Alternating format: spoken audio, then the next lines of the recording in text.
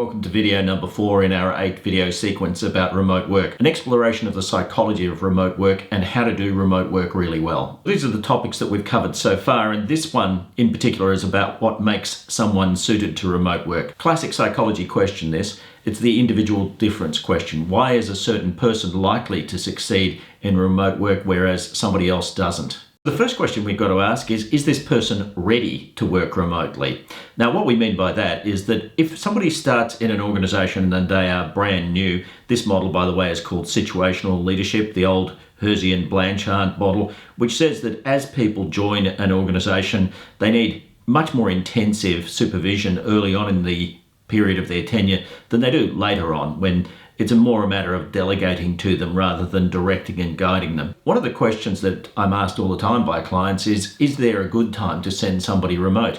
Well, clearly, if somebody knows the job, if they're skilled up, if they're experienced, they're far more likely to be able to take that job and do it well remotely than, let's say, if they're on their first day. So it's easier if somebody's already been inducted to be able to cause them to be able to do the job well remotely. Now, I'm going to talk a little bit later in this sequence of videos about inducting people to work remotely, something that almost no organization is doing right now, but I'll bet a few years down the track people will do this. You get inducted into the organization, but then you need to be inducted into methods of working remotely. And so I think that's going to become a very important aspect of leadership of remote employees in the future. Let's look at some characteristics that have been shown to be important in working remotely. Cognitive ability, intelligence. So we know that people who are smarter tend to be able to adapt and learn more quickly. Cognitive ability is a good predictor of the speed of learning. So in general, if you've got challenges of new technology, challenges of new ways of working, people who have higher cognitive ability are more likely to be able to adjust more quickly to that than people with lower levels of cognitive ability. Then there are some personality characteristics which have a big impact on people's likelihood of working successfully remotely. This is the SAC 6. This is a Hexaco model of personality, a 6-factor model of personality.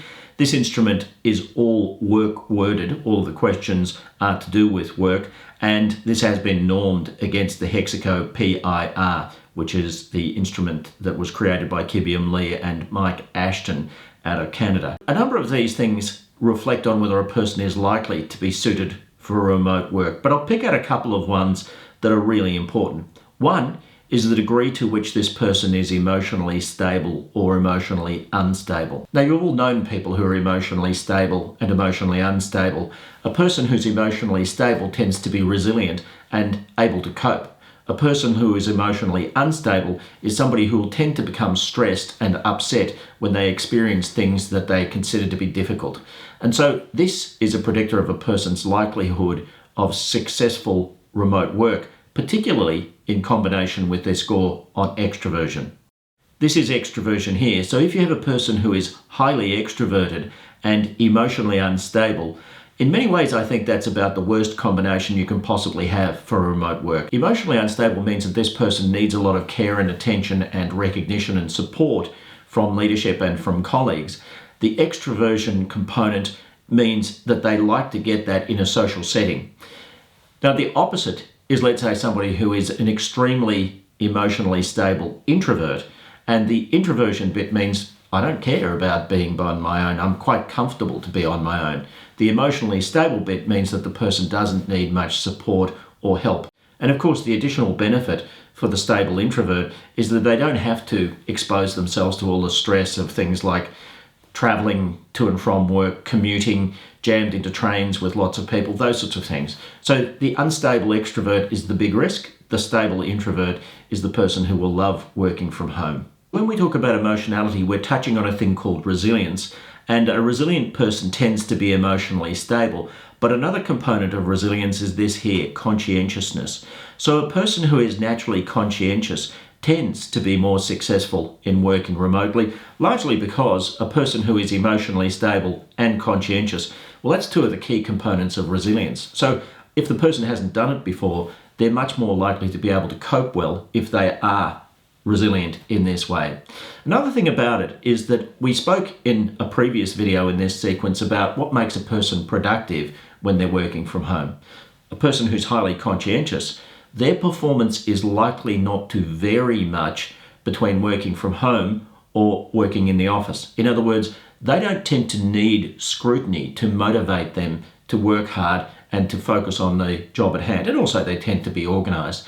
So conscientiousness can be a good predictor of whether a person's likely to succeed and be productive working remotely. Then we have openness to experience. And openness to experience is the personality characteristic of tending to be welcoming of new ideas and new ways of doing things. If a person is working remotely for the first time, the speed at which they will become comfortable with it is affected by their score on a measure of openness to experience. And the reason for that is that people who are high in openness to experience, they tend to welcome new things, whereas a person who is low, they may well be stressed or maybe uncomfortable with new things, and in particular if they're emotionally unstable. So you can imagine a person who is emotionally unstable, who is a strong extrovert, and who is low on openness to experience. If they haven't worked remotely in the past, then being sent to work remotely may well be a very stressful experience for them. They're losing their social contact, and also they're naturally kind of stressable, if you want to put it that way. Let's turn our attention to values and remote working. Values tend to be largely learned in the course of life and can change quite markedly in the course of life. This is a measure of the Sachs work values scale. Now, the difference between cognitive ability and personality in comparison with values, cognitive ability and personality tend to be very stable over the course of life, and they have a strong genetic streak to them. Values, on the other hand, tend to be acquired in the course of life, and they are in effect goals. These are the things that I believe are important. And in fact, a researcher by the name of Segev from Israel defined values as trans-situational goals. They're goals that are pervasive and apply in a range of different settings. If you look at the diagram about goals, you'll see that a number of these things tend not to have that much impact on the concept of remote work. So you see that this candidate is very strong in a commitment to social justice and very strong in a commitment to environmental sustainability. So that's not much of a clue as to whether they would be suited to remote work or not. But if we look at the top here, you have this value of autonomy. And if a person believes that it's important to be autonomous, that may well suggest that they're a better values match for working remotely than, let's say, if they were really low in autonomy. The value of autonomy says, I believe that it's important for me to make my own decisions and to be independent in the way that I do that. So at Sachs, we tied a bunch of this research together to create an instrument which would measure whether people are suited to working remotely. And this instrument here focuses on the key things that are important for working remotely, a combination of cognitive ability, personality, values, and competencies. And this makes it easier to predict whether a person is suited to remote work. And some organisations use this when recruiting people who are going to have to work remotely, but some also use it when somebody who's working with the organisation already is considering going to work remotely, either from their own volition or maybe the organisation needs them to work remotely. Running them through this instrument just gives an indication about the kinds of risks that might occur if that happens. So that's the question of whether somebody's suited to remote work. And I guess in summary, what we would say is that if you're lucky enough to be an emotionally stable introvert who is conscientious and hardworking, then you're likely to be the sort of person who's well suited to going to work remotely. If you're an emotionally unstable extrovert where you need a lot of contact, and in particular, if you're not particularly conscientious, driven, naturally hardworking, then maybe there's a risk for the organisation in a productivity sense to send you working remote. Next in the sequence will be the communication challenge of remote work. As I like to say about remote work, you lose the water cooler or coffee room conversations, that spontaneous stuff that just happens. So what can we do to ensure that communication remains effective and robust when people are not in the same geographical location as we are?